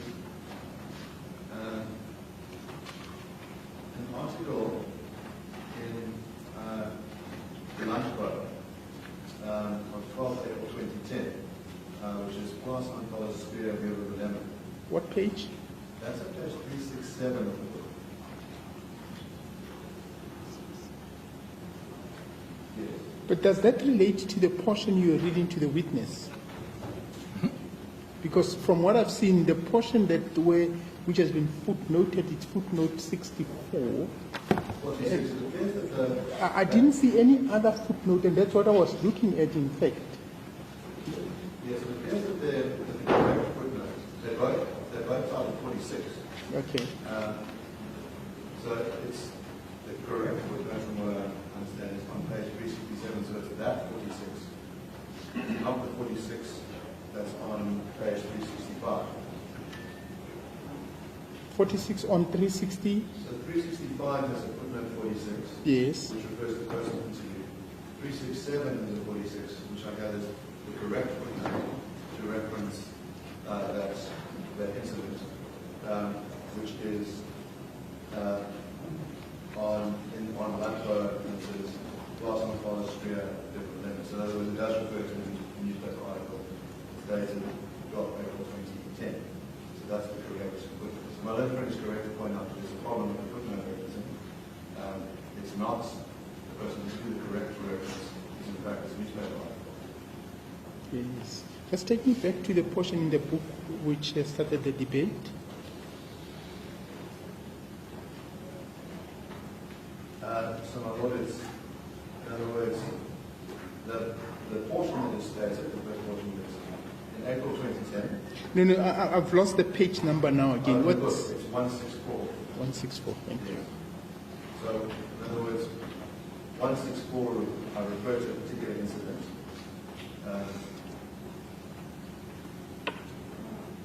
And there are correct other footnotes.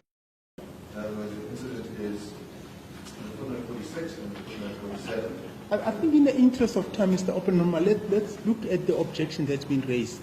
The objection is put to the witness what is stated in the book and the source of that which is stated in the book. Because if you state it, when any ordinary reading of this portion, well, I'm not sure whether, because some of us would come with the baggage of being lawyers, you immediately ask yourself, was this in a court? Is this a case that's reported? You see the point I'm making? So if the witness is not aware, he's now going to have to answer unaware as to whether this report, what its source is, in other words. So if you could indicate that this is the source, he'd be able to deal with it in terms of what the source of that information is. Okay. Okay. I'm going to read those extracts and then point to the underlying sources. So the first instance says, in April 2010, Leon Kukumwa, page 39, was attacked on his farm near Kalani, Gauteng. The attackers screamed the words, "Die, white man, die." We knew that they were attacking Kukumwa.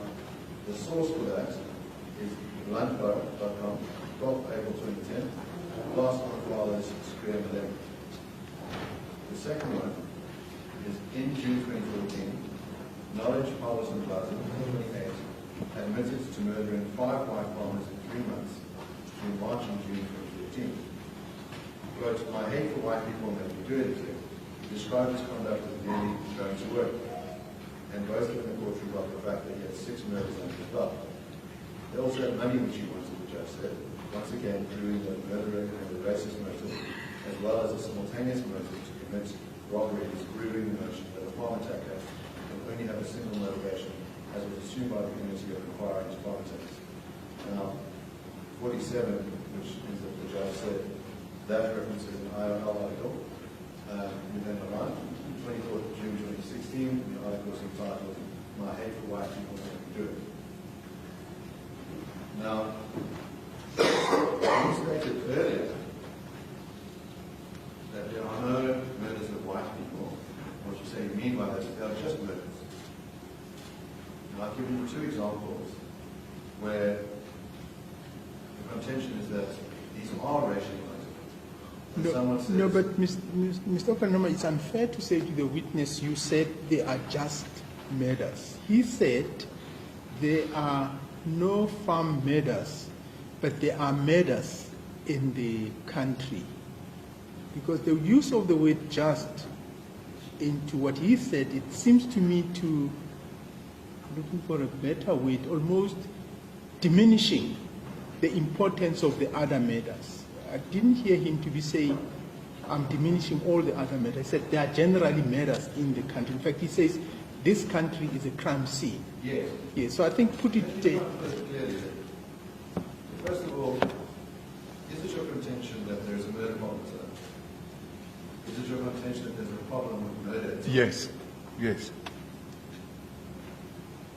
Now, I've given evidence, well, I'm giving you two examples of cases that were of people that were murdered with racial motives on the ground because they were white. Do you accept that it could be a reason to murder someone through racial hatred because someone was white? You see, one, the book you are reading from is badly written and is not peer-reviewed and therefore cannot be used as an authority. Two, in the same book, the discredited book that uses this court to sell itself, said, I've got a Facebook page where I wrote things on my Facebook. It is not disputed yet, my lord, that I've got no Facebook page and therefore I could not have written the things that the book says I've written.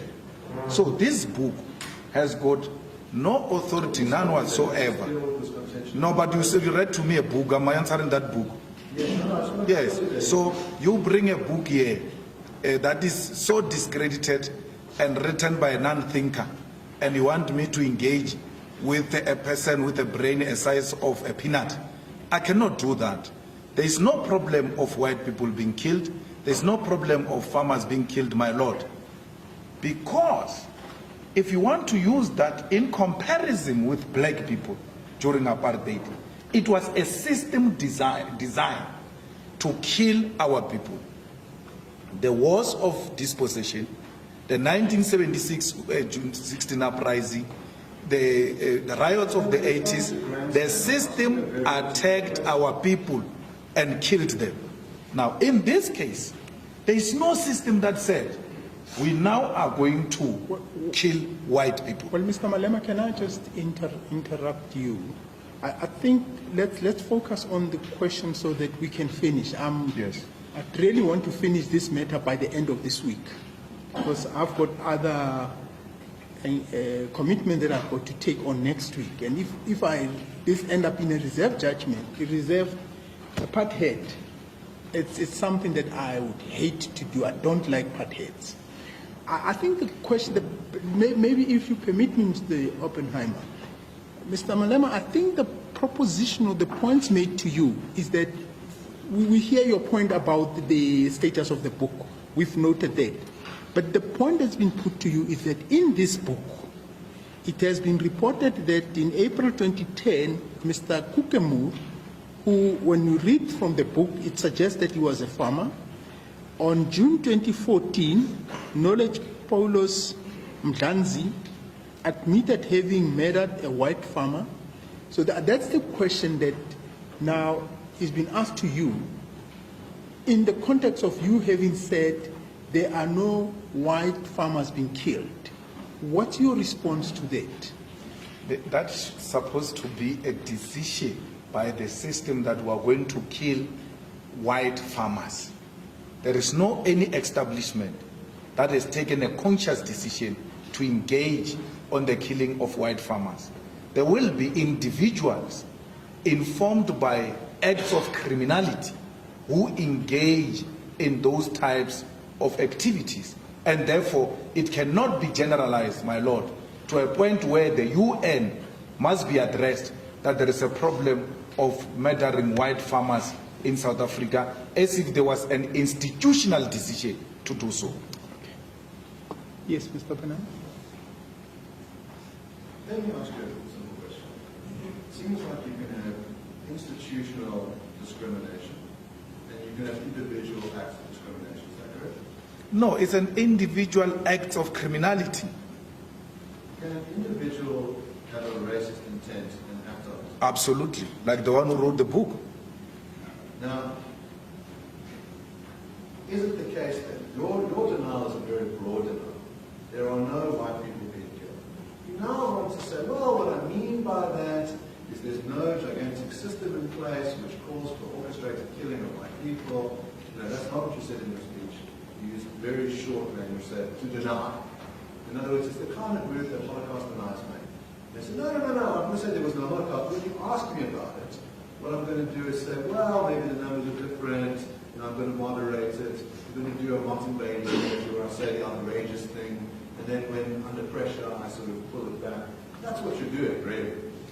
I never said, no, there's matter. No, I never said that. Yes, my fellow citizen. Again, Your Lordship, we refer to this idea of distortion. This question was put to the witness earlier. His response was, you claim a short clip which does not give a context. You claim what you want to claim, and you cannot allow the video to run so that there's full context. Because the witness says, immediately after saying what you are quoting, I qualified that by saying there's a general criminal problem of murders in general. So the idea that there's no farm murders and there's no white murders is that you seek to isolate out of what is a general problem, which is of murder. And that's the context the witness gave. To now suggest that all he said was that is misleading. None of that time, that speech was shown in court, the 20-minute speech. The salient portion of the file is that Mr. Malema issues two denials. The one is he says there are no farm murders and no white people are being murdered. In court, he then says, I'm going to gloss that, I'm going to downplay it, I'm going to say something different. And my point is, that's not what you said to the crowd. So you get to have your cake and eat it. You get to say the outrageous thing to the crowd, and then in front of these cameras, in front of this court, you can present yourself as someone moderate. And that's the game that you're playing. I never said I'm someone moderate. I'm very radical and very militant, and I make no apology about that. And I stand by everything I said. My Lord, let them play you the whole video. I said, and I remember it very well, there is no farm murder, there are no white people being murdered in South Africa, there is a crisis of murder in South Africa.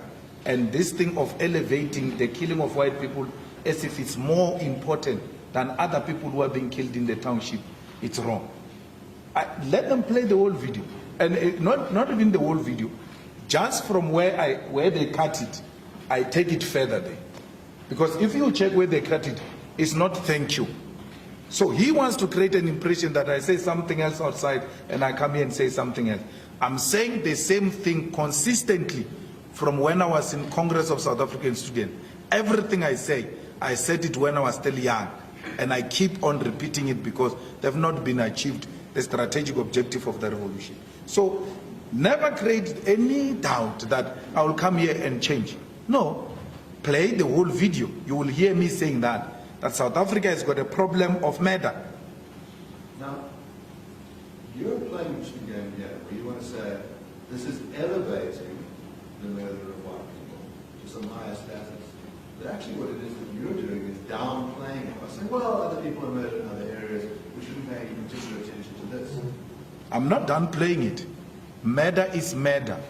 It knows no color. And therefore, all of murder cases must be dealt with as such, whether white or black. That's what your client is seeking to do, to elevate and create an unnecessary panic. My Lord, this is how the Afriforum exists. It creates the state of panic amongst the white minorities, and then say we are taking these people head on, donate money. And that's how they make their money. They create unnecessary panic amongst white people. So if you take that clip like that, and then you circulate it amongst your constituency, and say this is what we want to stop, please donate money. Then they make money like that. They make money out of scaring the white minority, even on matters that are simply explained. This video is an example of such. It can't be played, all of it, because it defeats your racist agenda. We have played it. Where we show that In South Africa, you know, the women and the children, the numbers are way bigger than the numbers you're talking about. Just, we're backing and forthing on this issue. His version is that the video has been played in full, including what he says immediately after where he suggests it's been cut. But Mr. Kasiboto, the issue of the video seems to like an aside issue. The witness has said, I've said what I've said in the video, I said it previously and I'll say it again.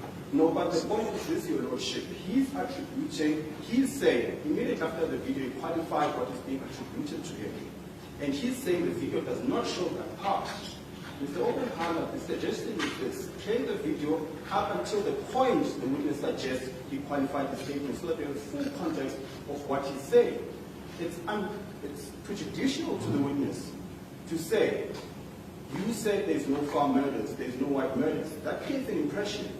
His suggestion is if you keep playing, immediately after that, you will hear him say, because it's a general problem, not just of white murders. I hear you, Mr. Kasiboto, but the witness has answered that question fully. Yes. It may be that the lawyers at this point, you need to argue it at the end of it to analyze his evidence. But for me, he's answered the question. First he says, I've heard what he said in the video. The video goes up to a particular point.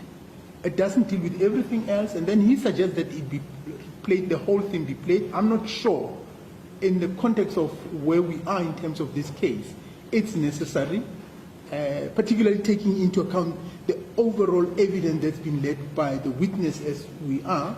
So, no, I'll permit the question. Let's proceed and finalize. Well, I'll ask a couple of short questions and then suggest that we adjourn until tomorrow. How much long are you going to be with this witness? I intend on speaking tomorrow. We've got 3 days left. I understand that. No, Mr. Oppenheimer. I told you in chambers. I don't like this idea of lawyers thinking that once days are given to a judge, it means the judge is just sitting here. No. This court is under tremendous pressure. And I think us as judges, we've committed to saying, as soon as there's an opening, you must then contact those in authority and avail yourself or do some other way. Now, it's not, and remember, you were given 10 days at my request. Your original request was 5 days. So you're running the risk that, by the way, you are out of your time limit.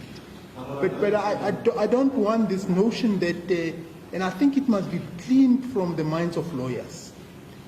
This court just doesn't have the time. I wish it had the time, but it just doesn't have the time.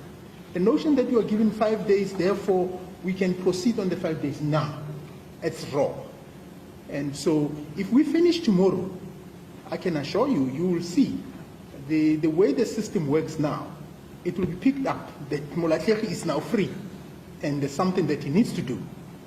Okay, but my anxiety now, tomorrow it's Thursday.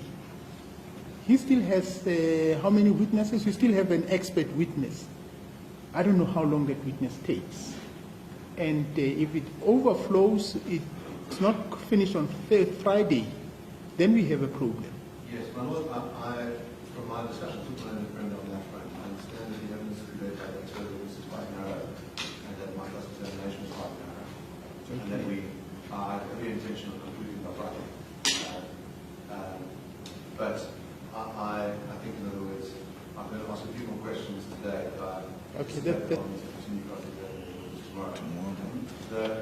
Mr. Rutz's testimony, which was the majority testimony, I think lasted 3 days. This will be 2 days. Okay, that's fine. Let's finish for today then. Just for a second, Your Lordship, just so we manage time, can we perhaps get a sense from my learned friend in terms of time frames, hours and minutes there about how long it tends to take? Because I would have suggested to this court, if it's going to take an extra hour and a half, 2 hours, then perhaps we'll consider the idea of finishing with this witness today and then start with the expert witness tomorrow. My Lord, the difficulty, of course, with cross-examination is that it depends on how long the answer is. I wouldn't want to keep us here until 6 tonight, only to say, I need to keep on answering questions. It is stated that I don't foresee considering beyond tomorrow. And I understand that it was the last meeting. I thought you'd say to me, not beyond tea time tomorrow.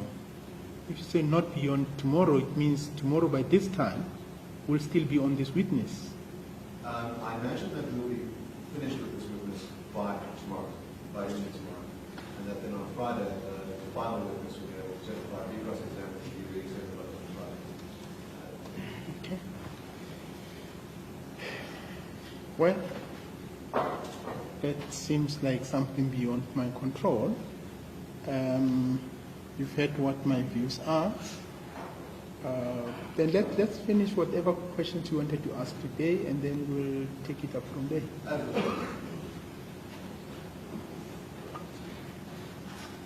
Mr. Miller, two questions I'd like to ask. Given our discussion about the nature of murder, you testified that murder is brutality. So, are you willing to condemn the murder of white people? No, I'm willing to condemn murder, not of white people. If Because you keep on emphasizing white people. That's racism and that's white supremacy. That's white supremacy. It's a very offensive question you're asking me. I've just given you an example of women and children who are being killed in this country. I'm willing to condemn murder, more than willing, but not of white people. I'm not going to play in the hands of white supremacists. Let me ask you a simple question. Are you willing to condemn the murder of children? Yes. And the murder of women? Yes. And the murder of Indian people? No, the murder of our people. It must not be racially classified. But when it comes to women, those people have suffered a serious oppression, a triple oppression, as isolated community, and war declared on them. They've suffered as black women, they suffered as women, they suffered as a working class. We have to elevate them, and we have to bring to light that women are being abused and killed. That cannot be compared with white people who are in power. So, if someone said they condemn the killing of black people, would you have a problem with them saying that? Well, why should you do that? We condemn the killing of people, in particular women and children. But not in particularly racial groups. Don't involve me in your racist politics. I'm not part of that. I don't do race politics of wanting to say, no, this race is superior. If he is killed, one person killed in that race is an equivalent of 100 killed in the other race. No such thing. That's what you're doing? If a black person and a white person are killed, one on each side, you say that is equally bad. Come again? If one black person and one white person are killed, is that equally bad? It's very bad. Murder is wrong. They're equally bad. They're equally bad. It's murder. Yes. It must be treated as such. We've seen you marching here for farm murders and all of that. You have never marched for killing of women. You have never marched for a murder that occurs in the townships there. Because yours is race. It's not murder. It's not crime. You are pursuing racist politics. When you say you, just let me clarify. I told you when I say you, I mean your client. Yes. Now, are you willing to condemn the murder of Brendan Warner? Who? Are you willing to condemn the murder of Brendan Warner? Who's that? Brendan Warner is the farmer who was murdered. The one you are There was a quoting. court case in Senegal. Huh? The reason why there was a court case in Senegal is because Brendan Warner was 21 years old, was a farm manager, was murdered, and his body was put on a pole. And I imagine that you would have been aware of that because you appeared in Senegal. I'm asking a very simple question. Are you willing to condemn his murder? I will condemn murder as an act of criminality. But, my Lord, again, there is a new definition of a farmer now, that a farm manager is also a farmer. Because we thought that when you say farmers, you are referring to the farm owners. But let's put it differently. There are many black people who are killed there in the farms. It's never called a farm murder. But when there is a white worker who's not an owner is called a farm murder. But when it's a black person who dies in the farm, it's not called a farm murder. If you have read Mr. Roots' book, you would note that those farm attacks and farm murders explicitly include illegal war races. Where has Mr. Roots and his cohorts gone to march and turned police vans upside down because there is a black farmer, referring to a worker, farmer, killed in a farm? Where? Don't tell me about what he writes in the book. Tell me if he has ever marched because a black person has been killed, my lord, in a farm and killed by a white farmer. Where has he ever marched? He has never marched because his is racism. The hours are called workers. They are paid with alcohol. They are ill-treated. They are not regarded as farm workers even when they are working in the, they are not regarded as farmers even when they are working there. But now, if a white farm worker dies, we are told it's a farm murder, and then there must be a march. When our people die every day in the farms, some of them killed by white farmers, you never march. The hypocrisy. That if you've been present in court, you have noted that the pastoral counsellor talked about what Afriforum's trauma unit does when there is a farm attack, and that black people and white people are affected by those farm attacks, and they play a role in counselling everyone who's affected by black and white. So they do care about assisting those that are traumatized by attacks regardless of their race. It's not true. You just pick up here and there so that you look smart to deal with this dark cloud over your head of racism, that you exist to perpetuate racial divisions in our country. So you'll choose this case there, you'll choose the case of a lady that is allegedly have been beaten by Mrs. Grace Mugabe because there is a mileage there, such things, you know. But other than that, you have no program, none whatsoever, to protect black life in the farms. That's the point I'm making. So if there are people you are counseling, it's just this one or that one, there and there, but otherwise it's not generally what you stand for. Does the EFF have a program to protect the lives of black workers on the farms? The EFF has got a program to protect the people of South Africa, in particular black people. And the farm workers, the security guards, the domestic workers who are consistently raped in houses here by their bosses, they are our priority. We fight for them and we protect them. I find it astounding, this sort of gaslighting that you engage in. When you refer to Afriforum as race baiters, you consistently describe yourselves as people who don't care about race, and then you say black people in particular.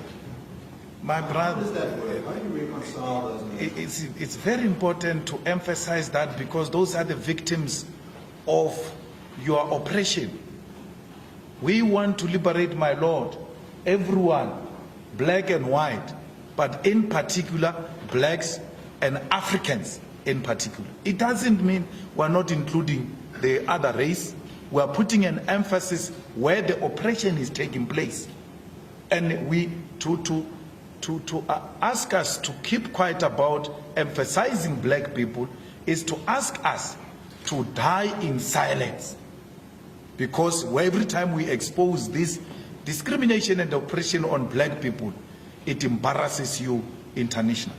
If there was a group that said murder is wrong, but the murder of white people in particular is wrong, wouldn't you describe that as white supremacy? It is, it will be, because it will not be true. It will be factually incorrect. When you put an emphasis, is because majority of that which you condemn is taking place at that level. Mr. Malema, you didn't hear the last part of the question. The last part, the question was a preamble to the question that was posed.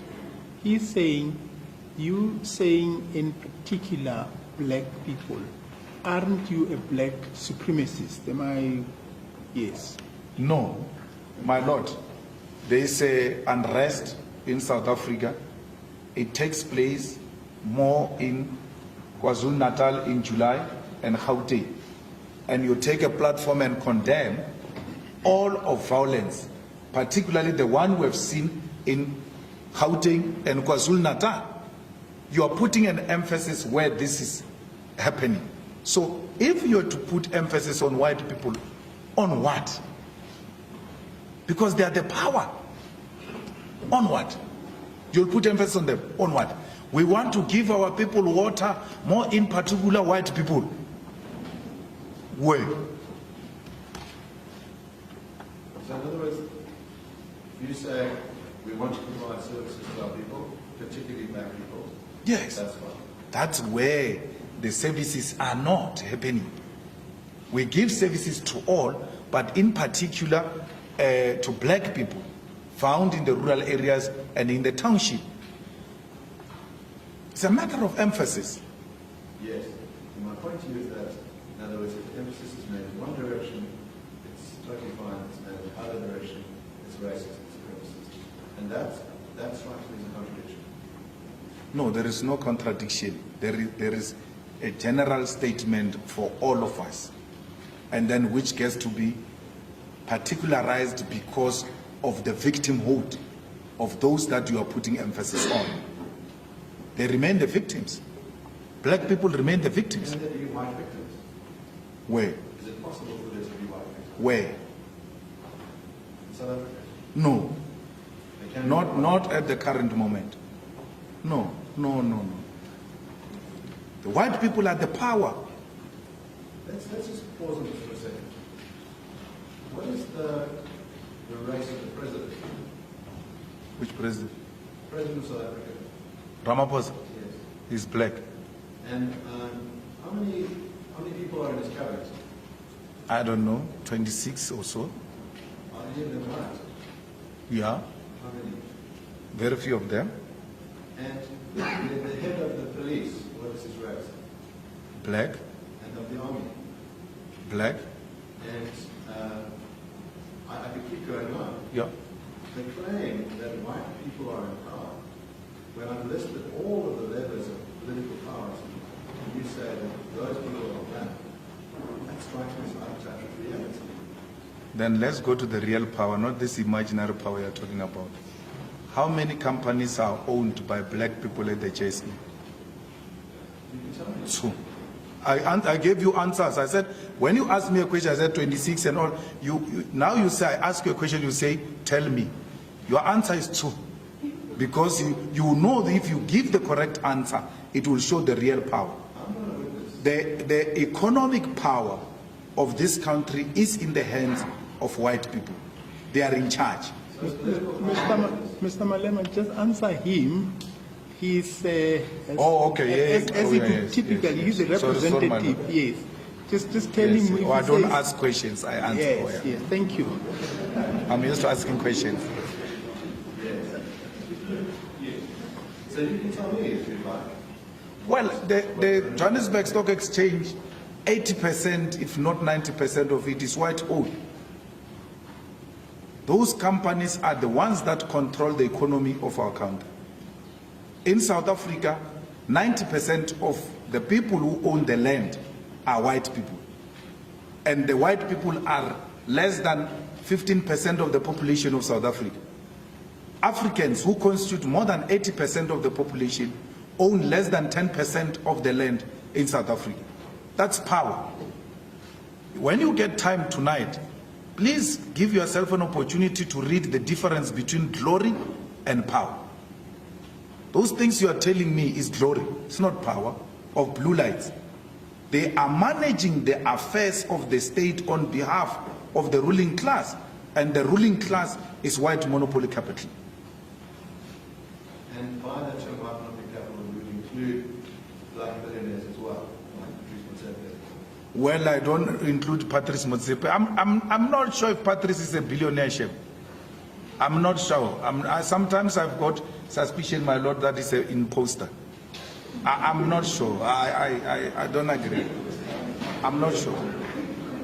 And majority of the people you refer to as black billionaires, by the way, majority of them are imposters. They are posturing. They do not own and control the claims that they are owning. So I don't know. I don't know of any owner of the means of production who is black and African. I can see the people who are fighting to enter that level, but as to whether they own is something else. I don't know. I mean, we were told here, my lord, that our president is a billionaire, that he will never ask money or steal money from anyone. This is the man we must elect. Then, boom, the man has taken money from other billionaires to finance his campaign of CR17. Which billionaire does that? He presides over a party that cannot pay salaries. As a president, it comes back to you that your party hasn't paid salaries. Why would a billionaire not pay salaries of his staff members? I think he just likes being called a billionaire. Just likes being called a billionaire. But the man doesn't have anything, Chef. They just like being called those things. I don't think they are real. I don't know. I doubt. Well, that might be a judge to Okay, thank you very much. Sorry, you want to say something? Sorry, yes, Mr. Kasiboto. Your Lordship, mine is a concluding remark. I'm just very well aware of the constraints we have. Your Lordship will be mine. Let me remind Your Lordship that the entirety of last week was evidence by the other side. Part of this week up until yesterday, again, it was the evidence of the complainant. We're left with 3 days of the total 10 days we're given. Now, the difficulty with that is that now it pushes me in terms of how I structure my argument and how much time I have with my expert. A large part of today dealt with political matters. For the longest time, we had a debate around expropriation without compensation and what have you, political subject matter. Very little of today dealt with the subject matter. So I'm going to ask for the court's tightening in respect of that and focusing the debate and the trial around the question of Section 10. Politics and everything else, I have to submit to Your Lordship, has no place before this court. As a matter of fact, perhaps I should ask Your Lordship, if you are so minded, to perhaps see us at chambers, me and my counsel. But we certainly will in that respect. Well, just to be fair, the evidence that was led at the beginning, Mr. Malema, was about the National Political Party and the 7 pillars are. That evidence was led in chief, and the complainant must have an opportunity to interrogate that evidence. If there's a complaint about political nature being dealt with today, that concern cannot be raised against the complainant. If the respondent's case is put forward. No, Mr. Kasiboto, all I said, and I can see it comes from my comment that I made earlier on. And I'm trying to think now, age just takes away a lot of things. But there was a quote by a colleague of mine in the labor court where he was dealing with the issue of speed and justice. He said something along the lines of expedition resolution of disputes can't trump justice.